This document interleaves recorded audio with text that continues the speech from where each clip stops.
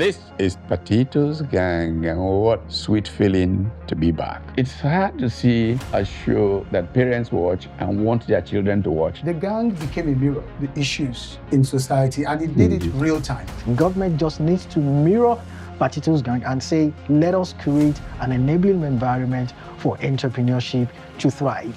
Truth and the pursuit of truth can be very lonely track to travel.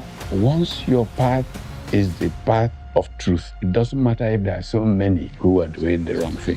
There are many sides to the truth. So someone is analyzing this particular policy today, and he's looking at it from a totally different dimension from the government that actually put forward the policy. Out of 200 million people, we can't have a recycled politician over and over and over again. Television shows come and go, they end, but people just didn't seem to want to let go of Patitos Gang on the streets of Melbourne, Australia, down under. And some guys start screaming from a and I'm wondering, no, it's not possible. It can be. Democracy and modernity meet where a marketplace of ideas is created and rational public conversation takes place. Patitos Gang is part of Nigerian legend. And we are here. This is Patitos Gang.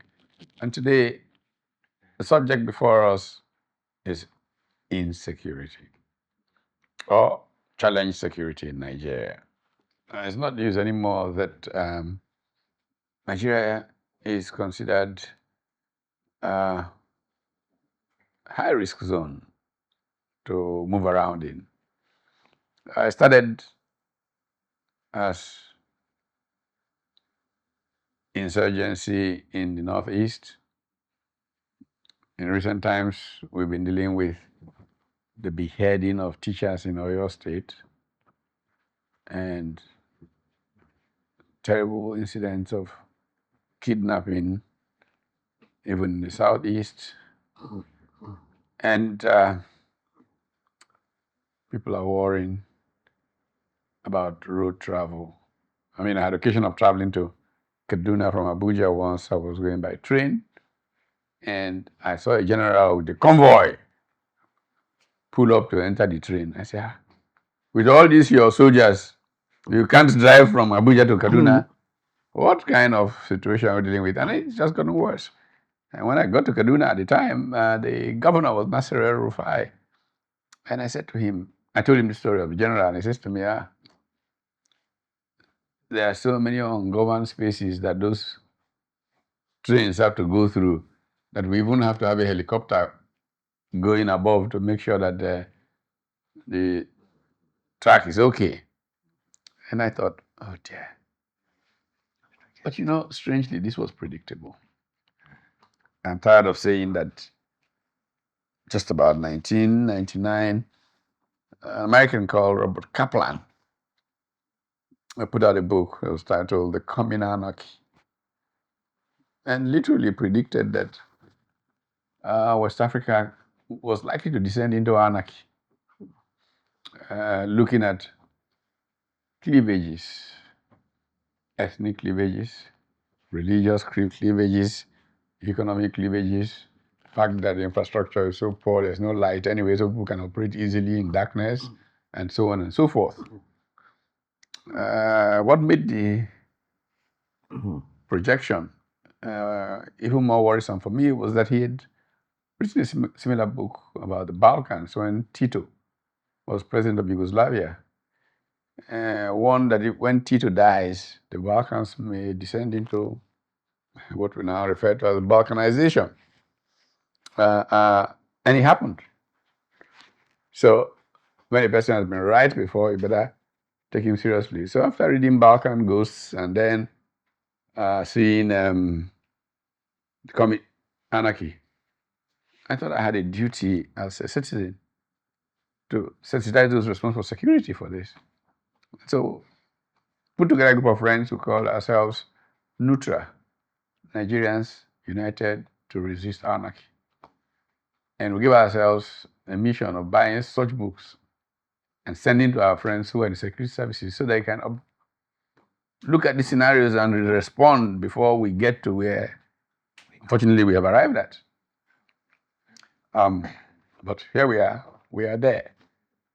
How did we allow ourselves to get to this destination that was foretold that is no good for us? Is it because we can't be proactive in governing, or what? So what's the problem? How did we become this anarchic order that we have become? Okay. Thank you, Prof. The issues you have raised, particularly insecurity, is very germane. And we know that once there's insecurity, it has a rippling effect. Right now, we're dealing with food shortages because farmers are scared to go to their farmland. Right now, the Save the School initiative, schools are not safe anymore. Meanwhile, millions have been spent in that regard. While history repeats itself, I believe that we can prevent history from repeating itself. I don't know who said that there's anywhere there is insecurity that lasts for more than 24 hours, the government is likely to be complicit. And right now, I saw a tweet somewhere that we have two governments in Nigeria right now. One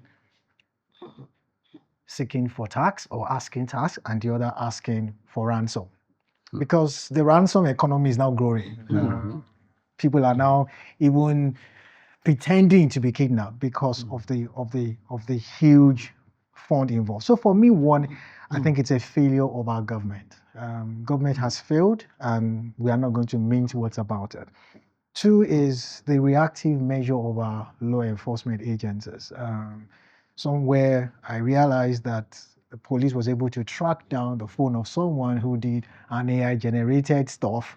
And meanwhile, bandits go live on video, sharing money, and we can't track it down. So it baffles me. So I think our war is internal. And if we don't fix it, I hope we don't slip into more depth of anarchy. Well, I don't know how you all live with not being able to go from somewhere around the corner to the other by road. I now know people who, when they're going from Benin to Asaba, fly to Lagos and fly to Asaba. Yeah. This is really, seriously, if the roads were 35 normal, minutes. 35, 40 minutes drive. Sorry, Prof. I just came back from Abuja, or probably I went to Kaduna, and the train took me from Kaduna to Lagos to Abuja. And literally, my heart was in my mouth. I was literally screaming every name of God that I could. And meanwhile, we could have opened up access. Because why do we have to go by road? The train is there and all of that. So I feel that the government has a huge role to play. The president, is termed the commander-in-chief of the armed forces. He should pull everything together. And if he does not, if the current resources are not enough, let him call for external help. Thank you. On how we got here, personally, I think we are all complicit in it. Okay, really. There was a time in this country when uprisings, banditry, or armed struggles were just packets of things happening here and there. And whenever the government took actions, you had the locals complaining about it, saying that they are killing our people.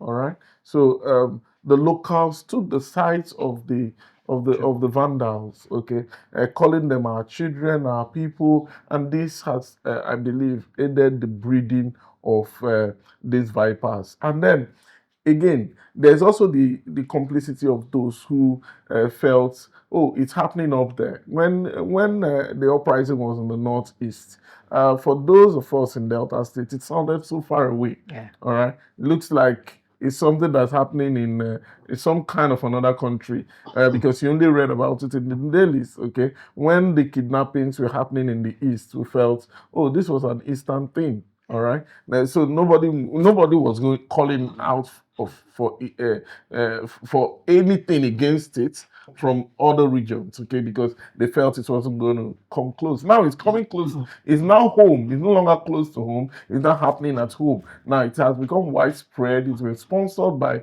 whoever is sponsoring it has actually, whoever the sponsors are, they've actually broadened their reach, and it has cut across the entire spread of this country. So I believe that everybody's complicit in it. Those who felt it wasn't their business at first, those who took the sides of the initial brood of bandits who thought, oh, these are our people, okay? Nobody should come from another part of the country to dictate to us how how they should be handled, or just caution them, don't kill them. All right, they were people who thought the military was being high-handed. All right, in the way they were dealing with them. Everybody, I believe, has been complicit in some way, apart from government. Everybody.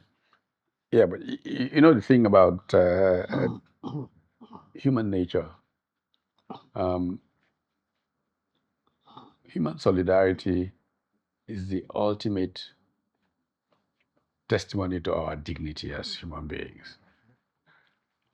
Any real human being should feel when the life of another human being is taken. And this is why the famous, diminished by the death of any man or every man. But we have built a society that has suddenly begun to put little value on human life.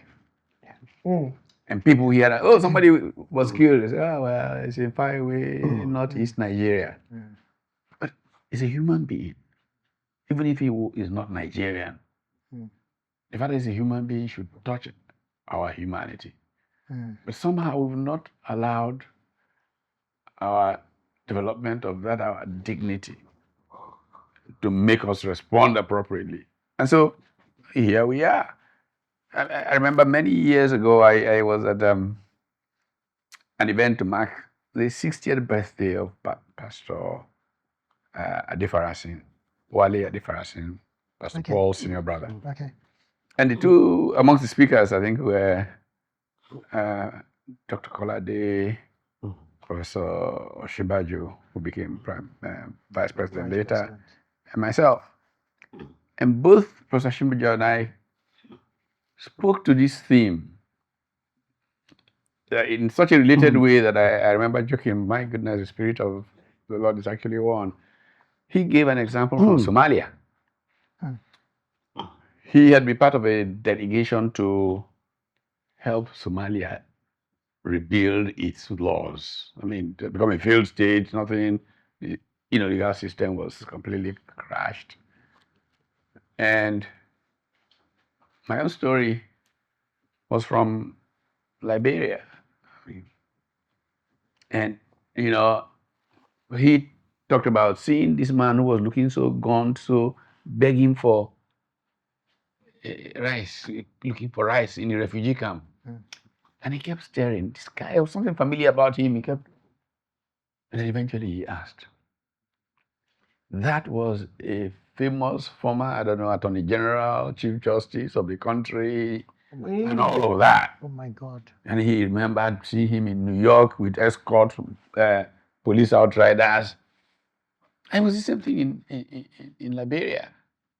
Because we couldn't think in terms of orders, he started, something that happens to others. Then they began to cut off people's hands. They say, thank God, it's just my hand. At least I still have life. I still have my leg. We have to learn human solidarity, because not being sensitive to the plight of others gets a society to where we have reached, which is tragic. I know that the veteran is a man who has covered this country trying to fix problems, but now how far can you go? Tell me, what's your favorite travel plan? What's your travel log that you can write? Very terrifying, very frightening these days. Almost to some of us who are even better. I mean, when do you still go? Do you see travel? Oh, I still go. Well, I will go. It's just that your entourage. I will go, but your entourage. You have to be mindful as a leader Yeah. when you are moving and doing this mobilization. It's very unfortunate. And we have to call an emergency immediately. Mm. We have to shut down everything that is called governance and deal with the fundament of our country, which is reordering our architecture, how we are governed, and agreeing either to be one, because some of these crises are religious based. Agreed. Some of them are people want Islamic State, and they say Nigeria, Allah has given Nigeria to them, and all the West African Muslim can come and take over their property of God. That's by one mindset. There's another one that is resource driven. People want to get other people's resources because there is poverty as foisted by government or the political class. Okay, but let's stop, take a quick break, and we'll come back. Then we'll talk about how you combat these things. Policing. What kind of policing should we have, and all of that, and why is policing failing in our country? We'll be right back.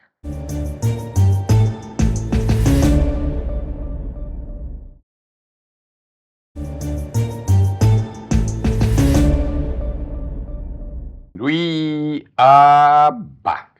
This is Patitos Gang, and we are talking insecurity. Now, obviously, what differentiates the state from most of the organizations is that they are supposed to possess the monopoly of the deployment of the means of violence. And they are supposed to be able to do that because they're supposed to protect everybody. The Leviathan, primary obligation of the Leviathan is security of life and property. Obviously, to do that, it organizes itself in a variety of ways, always putting a premium on its capacity to protect the citizen and assure that there's a context from which he or she can pursue happiness. In the early days of Nigeria, policing was a decentralized activity carried out at subnational levels majorly, and even local governments, we had a native authority police, and there were all kinds of stories about how things went wrong. And in those days, it was used politically and stuff like that. And many people hold on to that to say we shouldn't have localized policing because if we do that, people will abuse it. And my response usually is, don't they abuse the federal police? I mean, I can tell you clearly, because I was part of that joke. It wasn't a joke, it was a true statement by an Inspector General of Police who kind of said, my friend, don't bother yourself. We are just uniformed thugs of the party in power. Oh my God. IG said that. Facts. And IG said that. Facts. So, if this is our reality, we need to throw away this nonsense about the use of police at local or police can be used. The question is, how do you have checks and balances? The idea of policing is traditionally a very local function. It's particularly local because the person around knows all the bad guys in the neighborhood. Absolutely. And can keep a tab on them. The person around sees somebody who is not of that neighborhood enter the neighborhood and keeps an eye on that person until they leave neighborhood. In fact, there's a big joke about some neighborhoods in California around Beverly Hills where they say that the moment you enter, a police car just follows you quietly until you leave the neighborhood. So, if policing is basically local, the big question is, how do we prevent a local police force from being abused? I mean, I lived in a small town in America for 5 years. In that small town, the university itself had its own police force, armed, motorized, everything. The city had its own police force. The county in which that city was located had its own police force. And they had state troopers. But the laws are such that once there is a human rights violation, it's an FBI matter. A federal authority moves in. Yeah. Can we not structure policing in that way? Because I would like to start with a vigilante force for every community, village.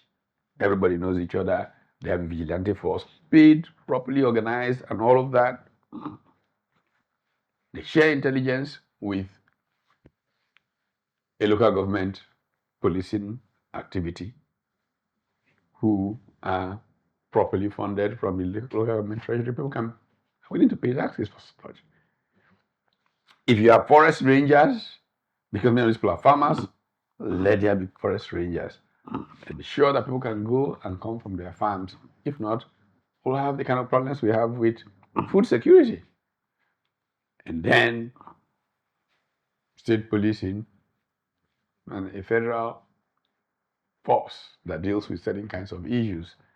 But there are people who argue against this, and I don't know what your perspectives are. Yeah, Prof, I think that we are missing a lot of points here. We are missing a lot of points about our policing. We have a foundation that has not been sorted, and that is democratic federalism. It's not been sorted. If you don't sort that, there is no policing you put on it that will not be hijacked, bastardized, or circumvented. Because you don't have a foundation for it. If you make localized police, there must be some authorities over them to coordinate funds and so on and so forth. And it may be in the hand of one party, a party or so. Yeah. So, I mean, and man essentially, according to Thomas, is it not Thomas? Is selfish. Essentially, Thomas, man essentially is selfish. And the first thing is to look at how do we use this for ourselves, for our party and the rest. So, therefore, what is to be done is to deal with the constitutionality of Nigeria, the constitutionalism, to say what kind of government do we want to run? That's the first thing before policing. What kind of government is suitable for our community, our state, our federation, or our country? Sorry, is it federalism? Is it unitary military system? Is it this and that? Because if you don't have, for instance, the state, if you go and create, I want state policing, but if you go and create state police now without a state constitution or a state conference that determines and say the people of Ogun State have met for some period of time and they have resolved to run their affairs this way under the federal system of Nigeria, and these are concerned, just like it happened in the past. There will be problem without a constitution that takes care of every locality in the state or in the country. Therefore, the first thing to deal with before dealing with police is even government. And that's why you have a collapse of government of the state. The state itself has collapsed. And that the police cannot function well because state by itself, the state has collapsed, government has failed. So they are talking about government is supposed to give direction to police. And government itself is inept. Government itself doesn't have capacity. And you are talking about our government itself is self-centered, it's even negligent, like the politicians we have today in our country. They care less. They just want to win. That is the only thriving business in the country. Everybody wants to win. And so it is now a game of the highest bidder. And for money bags, you cannot, Prof cannot run election anymore. Because the bar has been raised in terms of the cost. Yeah. You cannot, it dare not. We want 100 million, to go and take form, except there is we try to do something at our own level. We don't even have such political parties like Anabois, UPN, AG, political, where you say no, it's principle, then the party will fund this and the rest. No. So every party is seeking a money bag, a deep pocket.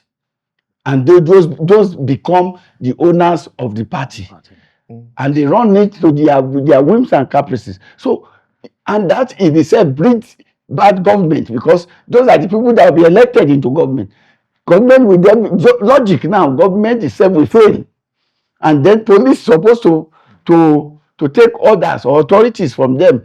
Police also will fail. Because so if the foundation of a country is faulty, what can the righteous do? Therefore, the thing to do is to fundamentally look at our reconstitutionalizing Nigeria, which you call restructuring and the rest. You have to set up a proper, you must have a proper country, proper nation, in which case you have a constituent assembly of Nigerians to give unto Nigerians a concern of people. And so also in the various states or in the various units, you must have that. If you don't have that, if you go and create state police today, it will just become an extension of the political party or the emperor, the governor, because there is no concern guiding him. He will just become an emperor too, and then use police anyhow. So that's the danger of state police, or risk of having at this point. Okay, I know that we have plenty to say to this, and maybe that's why we should have an immediate part 2 of this. But time's up on today's episode. Key is that there's a crisis of security in our country. And if we don't deal with it, there'll be no country. Because Somalia has taught us something. Mogadishu used to be a place we all wanted to go to. Today, we know what it is. So, we've seen Liberia go and come. We've seen Sierra Leone. We've seen these places. Do we want Nigeria to be Sudan? No. Look at the way that country has become a rubble. And so we need to speak more deeply about the challenges that face us there. Well, we'll go back, refresh, come back. This is Patitos Gang, and we'll see you next week.